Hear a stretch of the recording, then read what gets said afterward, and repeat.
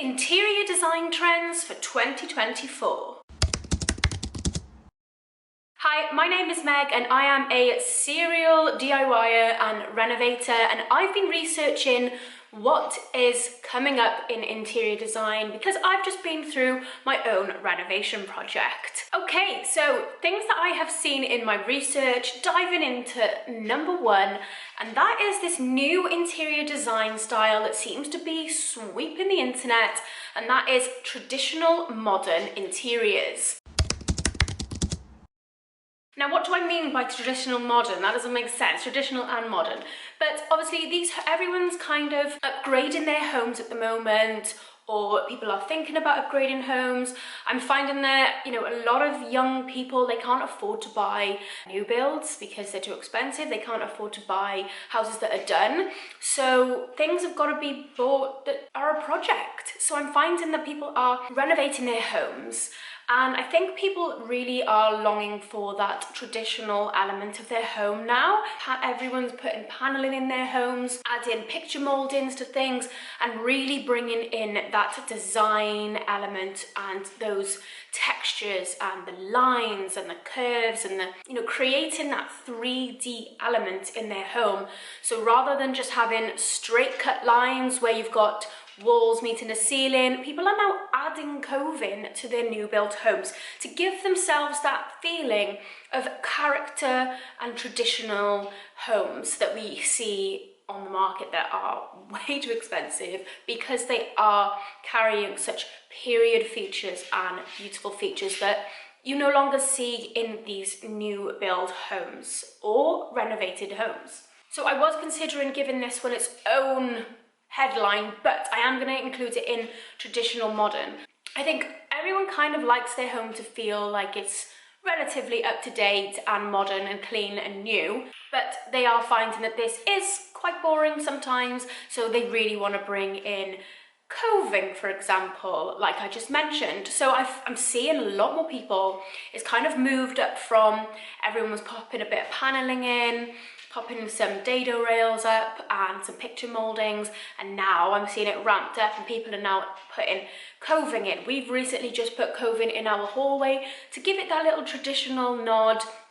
We've got 7.7 inch skirting boards, so they are quite grand, they're quite traditional. They're actually, the style of them was called Victorian #1, so we've put those in, and we wanted to add some coving to the room to give it that kind of period feature style, give it that character. Yeah, if you're looking to achieve a traditional modern style, you will be incorporating, Scandinavian things. You will be incorporating modern, clean lines, but also embracing adding texture, adding paneling, adding coving, adding ceiling roses to your home, going for a less modern kitchen, maybe a shaker style kitchen and things like that, but with sort of the modern worktops, the modern flooring, the modern windows and doors as well.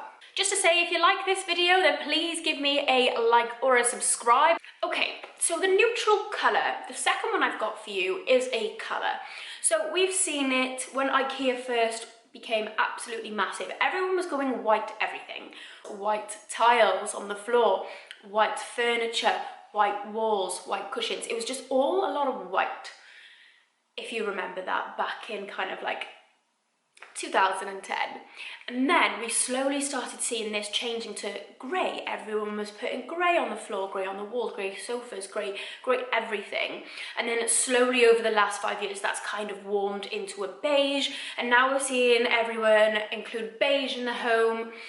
And it's all very beige and beige. But what I'm seeing, if you can see what's happening here, is the white is slowly warming from grey to beige, and now we're looking at brown. Brown is currently making its way through all the influencer pages, all the Instagram, Pinterest boards. We will be seeing a lot more brown, and this might represent itself in a dark burnt orange or a burgundy red, or just what it is, brown.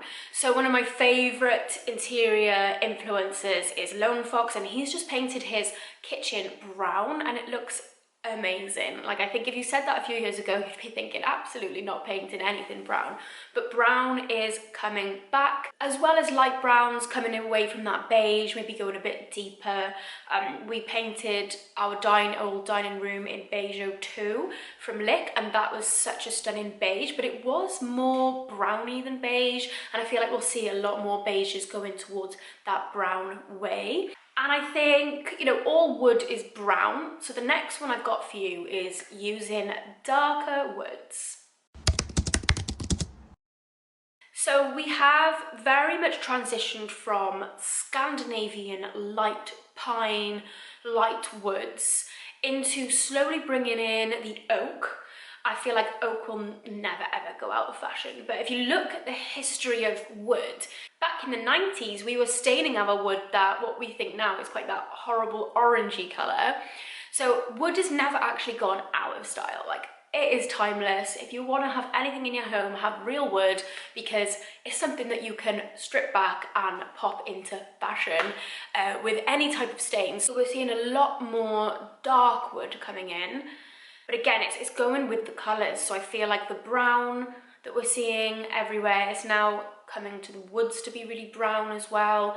But you don't have to incorporate it. For example, I've got an oak, actually it's a pine shelf that is got a kind of oaky colour to it. And instead of having a really dark shelf, because that's not what I wanted in the space, I've just got a couple of dark bowls, wooden bowls. I've got a dark wood chopping board. So it doesn't mean that you need to go and strip out all your wood items in the home, because I've got a lot of oaky light coloured woods in my home, but bringing in little hints of darker woods, that could be an easy way for you to kind of like switch up the wood in your home. But if you do have something that is, for example, orangey wood, you can always strip your wood, give it a sand and restain it into any colour that you would wish. But we will be seeing a lot more darker woods coming in, not replacing any other colour woods, but we'll just be seeing more of them. And staying on that topic of wood, we will be seeing, well, we're already seeing, and we have not stopped seeing, this trend of trying to bring the outside in. I think everybody needs to be feeling a little bit more zen at home, and plants are going nowhere. We did have a blip where people were replacing plants with beige pampas, but I feel like that is kind of over now. And even if we do have pampas in the home, we are not solely replacing our green plants for the pampas. We'll be pairing the pampas with green plants, because I feel like no matter what, having plants in the house just creates a relaxing space. And I think in architecture and interior design, people are thinking about ways they can incorporate, you know, trees in the home. They might build an actual home around a tree and have it in the courtyard. So there are a lot of elements of thinking about nature and bringing them into our homes. And if we can't bring them in, we're building around them and making sure that they have got a focal point. And yeah, I think we'll see a lot more botanical designs coming through in 2024. One thing that's becoming extremely popular, and is it a trend or is it just a new way of shopping? My fifth point is we are no longer opting to go to IKEA. In the UK we have Argos, for example, for our furniture. We're going down to thrift stores, as you say in America, or we call them second-hand shops.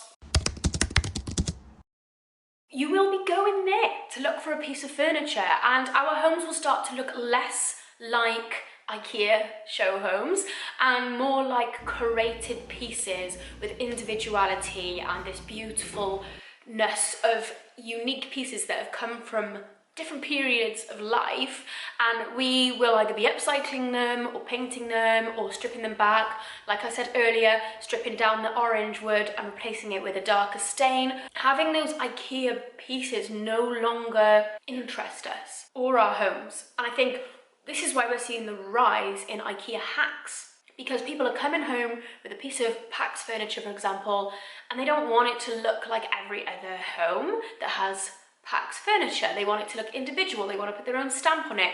So we are seeing, even if you are going to IKEA, because I love IKEA and I've got a load of IKEA hacks coming up, but that's the thing. I want to make them look different to what is in the IKEA show homes, or sorry, showrooms. So I think that is something that we will definitely continue to see as people thrift in items, Facebook Marketplace.